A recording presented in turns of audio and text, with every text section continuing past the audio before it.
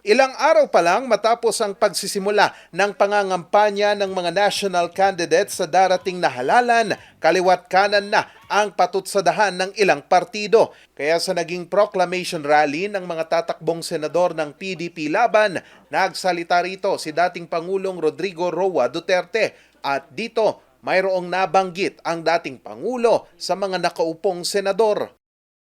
Ngayon, marami kasi sila, ano dapat ang gawin natin? Patayin natin yung mga senador ngayon para mabakante. Kung makapatay tayo ng mga 15 na senador, pasok na tayo lahat.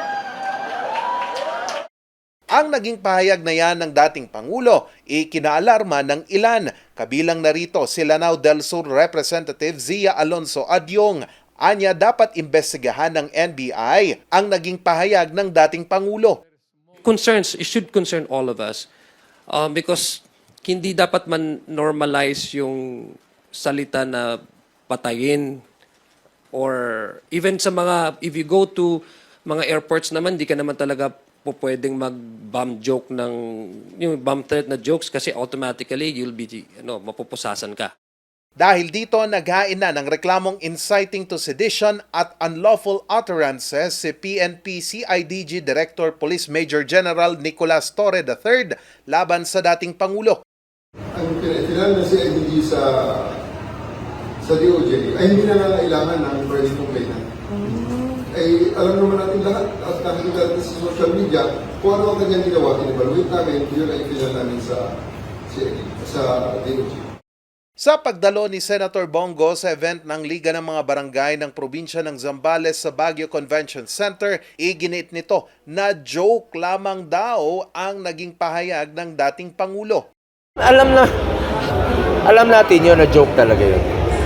Kahit ako, hindi na ako nagtataka dahil alam kong joke talaga. Joke talaga yun. Ipinagkibit balikat naman ito ng kapatid ng Pangulo na si Senator Amy Marcos. Balakid siguro sila kaya kinakabahan. Well, sanay na rin tayo sa Davao Trash Talk, di ba? Ayun. Without passing judgment na masama o mabuti, parang namihasa na rin tayo sa karirinig. Pero ayun, palibasa hindi ako balakid, hindi ako afraid. Titignan pa ng NBI kung dapat imbestigahan ang mga di umano'y pagbabanta ng dating Pangulo. Nauna nang binaliwala ng ilang senador ang mga binitawang salita ng dating Pangulo. Charles Nicolimon, RNG News.